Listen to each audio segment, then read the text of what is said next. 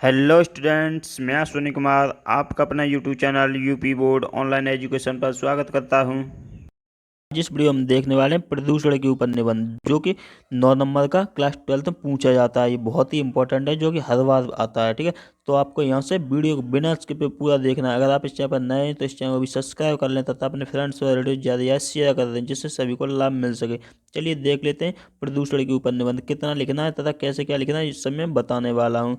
तो सबसे पहले स्टार्ट करते हैं। उससे पहले मैं आपको बता दूँ, ये 9 नंबर का यहाँ से पूछा जाता है। 2 नंबर का प्रस्तावना और उपसंहार होता है इसका। ठीक है, 7 नंबर का आपका ये कंटेंट होता है, जो कि मैं इसमें बताने वाला हूँ। तो आप ईयरफोन लगा के आराम से सुनते रहिए, क्योंकि इसकी पीडीएफ में डिस्क्रिप्शन लिंक दे दूंगा, वहाँ से पीडीएफ निकाल कर डाउनलोड कर लेनी है। ठीक है, और उसे नोट्स उससे बना लेना है। चलिए देख लेते हैं कहाँ से कितना लिखना है। और एक बार अगर आप समझ जाएंगे तो आप अपने शब्दों में से अच्छे से लिख सकते हैं, लेकिन आपको अच्छे से समझना पड़ेगा। ये सबसे पहले आपको हेडिंग डालनी होगी प्रस्तावना। प्रस्तावना में क्या लिखना होगा, यानी कि प्रदूषण क्या है, सबसे पहले ये हम जान लेते हैं। ठीक है, पॉल्यूशन क्या है, पॉल्यूशन कैसे क्या होता है। जैसे जल प्रदूषण हो गया, वायु प्रदूषण हो गया, और रेडियोधर्मी प्रदूषण, ये सब प्रदूषण इस वीडियो में देखने वाले हैं। प्रदूषण क्या है, विकास और व्यवस्थित जीवन क्रम के लिए जीवधारियों को संतुलित वातावरण की आवश्यकता होती है। ठीक है, सभी को जीवित रहने के लिए किसकी आवश्यकता होती है, संतुलित वातावरण की। लेकिन क्या है, संतुलित वातावरण में प्रत्येक घटक एक निश्चित मात्रा में उपस्थित रहता है। अगर वो निश्चित मात्रा जैसे हटा दी जाए, जैसे कि जल में कुछ डाल दिया जाए या वायु में अधिक कुछ मिला दिया जाए, तो उससे क्या होता है, प्रदूषण होता है। तो वही इसमें होने वाला सब। जैसे कि कभी कभी वातावरण में एक अथवा अनेक घटकों की मात्रा कम या ज़्यादा हो जाया करती है। या फिर कैसे, वातावरण में बहुत से हानिकारक घटकों का प्रवेश हो जाता है। इसके परिणाम स्वरूप वातावरण दूषित हो जाता है। ठीक है, तो हम इसे शॉर्ट फॉर्म में समझ लेते हैं। प्रदूषण क्या है, वातावरण में बहुत से हानिकारक घटकों का प्रवेश हो जाना ही प्रदूषण कहलाता है। ये यहाँ से आपको एक लाइन में आराम से लिख लेना है। ठीक है, वातावरण दूषित हो जाता है जो जीवधारियों के लिए किसी न किसी रूप में हानिकारक सिद्ध होता है, इसे ही हम प्रदूषण कहते हैं। तो आपको 2 लाइन यहाँ से केवल लिख लेनी है अच्छे से, और इसे आप अपने शब्दों में यहाँ से लिख देना है।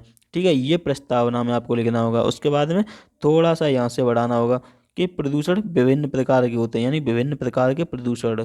विकसित और विकासशील सभी देशों में विभिन्न प्रकार के प्रदूषण विद्यमान है।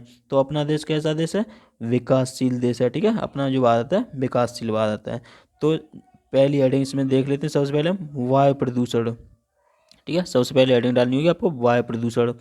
वायुमंडल में विद्यमान सभी यानी कि विभिन्न प्रकार की गैसें एक विशेष अनुपात में अपनी क्रियाओं द्वारा वायुमंडल में ऑक्सीजन और कार्बन डाइऑक्साइड का संतुलन बनाए रखती हैं। ठीक है, जो गैसें हैं विभिन्न प्रकार की, तो किसका संतुलन बनाए रखती हैं, O2 यानी ऑक्सीजन का, और CO2 का संतुलन बनाए रखती हैं। ठीक है, किंतु मनुष्य जो है अपनी अज्ञानता के कारण या फिर आवश्यकता के नाम पर इस संतुलन को बिगाड़ता रहता है। अपनी आवश्यकता के कारण मनुष्य वनों को काटता है। ठीक है, यानी वायु प्रदूषण किससे होता है, वनों के काटने से। कि वन कटेंगे तो ऑक्सीजन की मात्रा कम होगी, ऑक्सीजन की मात्रा अगर जैसे ही कम होगी यहाँ से, यानी कि वायुमंडल में वातावरण में ऑक्सीजन की मात्रा कम होती जा रही है। मिलों की जैसे चिमनियों से निकलने वाले धुओं के कारण वातावरण में विभिन्न प्रकार की हानिकारक गैसें बढ़ती चली जा रही हैं। तो इससे क्या हो रहा है, वायु प्रदूषण हो रहा है। ठीक है, ये यहाँ से इतना थोड़ा सा लिख लेना बस, और यहाँ से समझ लेना थोड़ा कि कोयले और तेल के जलने से भी सल्फर डाइऑक्साइड गैस उत्पन्न होती है। यानी कोयला और तेल जैसे जलेगा तो उससे क्या होगी, सल्फर डाइऑक्साइड यानी SO2 गैस निकलेगी। यह गैस वायु में पहुंचने पर वर्षा या नमी के साथ घुलकर धरती पर पहुंचती है और गंधक का अम्ल बनाती है। यह नासिका में जलन पैदा करती है और फेफड़ों को भी प्रभावित करती है। इतना ही नहीं, अपितु इससे वस्त्र, धातु और प्राचीन इमारतों को भी क्षति पहुंचती है। कैसे पहुंचती है क्षति, जैसे कि H2SO4 हो गया यानी कि सल्फ्यूरिक अम्ल हो गया, और क्या HNO3 यानी नाइट्रिक अम्ल मिलकर क्या बनाते हैं, ये अम्ल वर्षा करते हैं। ठीक है, अम्ल वर्षा। तो अम्ल वर्षा से किसे यानी कि हानि पहुंचती है, प्राचीन इमारतें जैसे ताजमहल वगैरह हो गया, तो इसे हानि पहुंचती है। ठीक है, तो उसे हम क्या कहते हैं, अम्ल वर्षा, या इमारतों का कुष्ठ रोग भी उसे हम कहते हैं। ठीक है, दूसरी हेडिंग यहाँ से देख लेनी है, जल प्रदूषण यानी वाटर पॉल्यूशन। सभी जीवधारियों के लिए जल बहुत महत्वपूर्ण और आवश्यक है। पौधे अपना भोजन जल में घुली अवस्था में ही प्राप्त करते हैं। किस में प्राप्त करते हैं? जल में घुली अवस्था में पौधे प्राप्त करें। ठीक है। जल में अनेक प्रकार के खनिज तत्व जैसे कार्बनिक, अकार्बनिक पदार्थ तथा गैसें घुली होती हैं। ठीक है। किसमें? जल में घुली होती हैं। तो फिर क्या है आगे? यदि जल में इन मात्रा में यानी असंतुलित हो जाती है, इसकी मात्रा असंतुलित हो जाती है तो क्या होता है?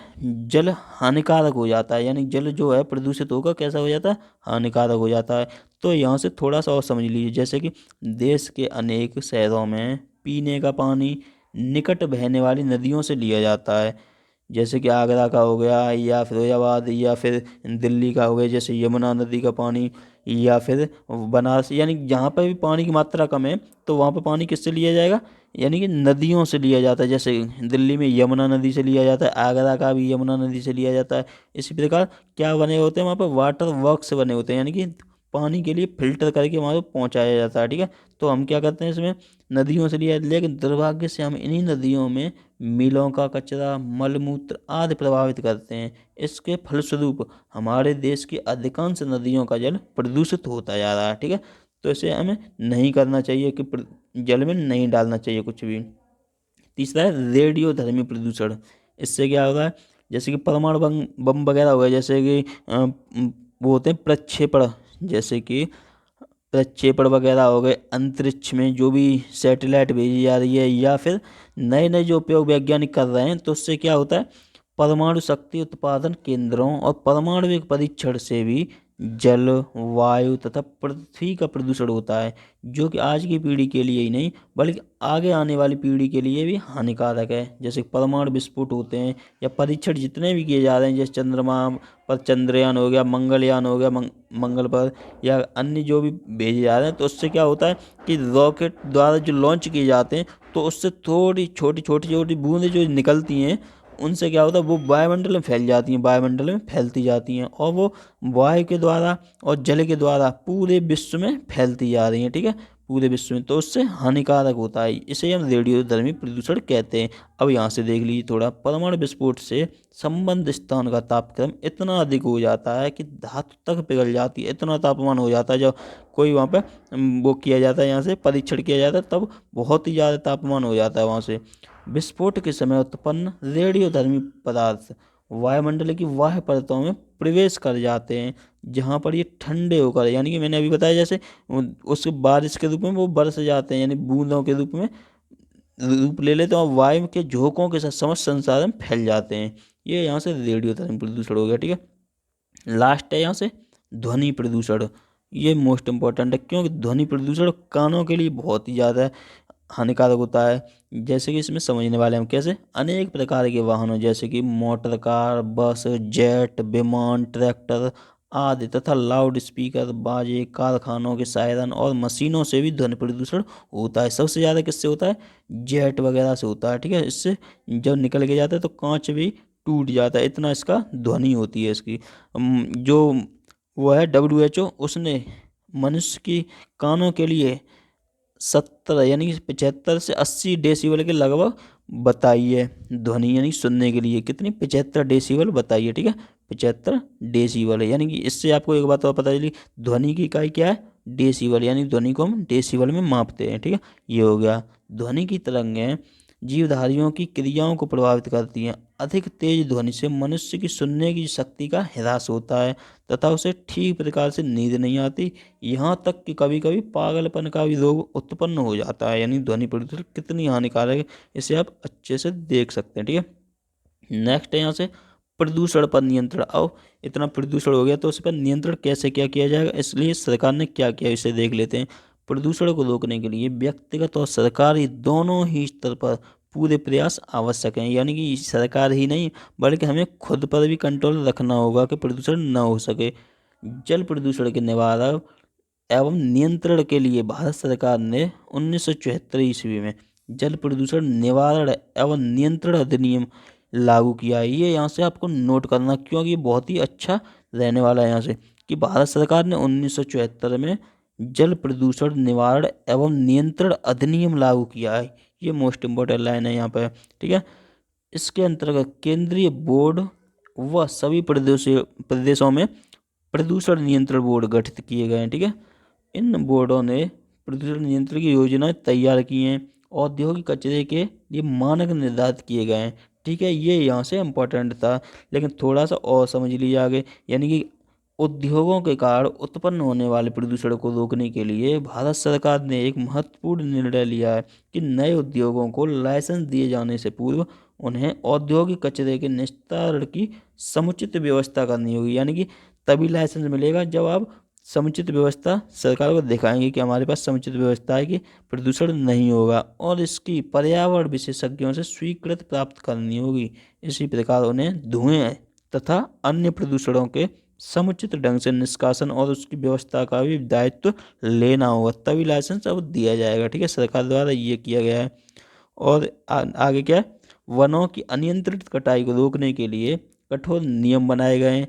इस बात के प्रयास किए जा रहे हैं कि नए वन क्षेत्र बनाए जाएं और जन सामान्य को वृक्षारोपण के लिए प्रोत्साहित किया जाए। ठीक है, ये यहाँ से इतना इम्पोर्टेंट था, लेकिन आपको सबसे इम्पोर्टेंट ये है कि उपसंहार इसका लिखना होगा।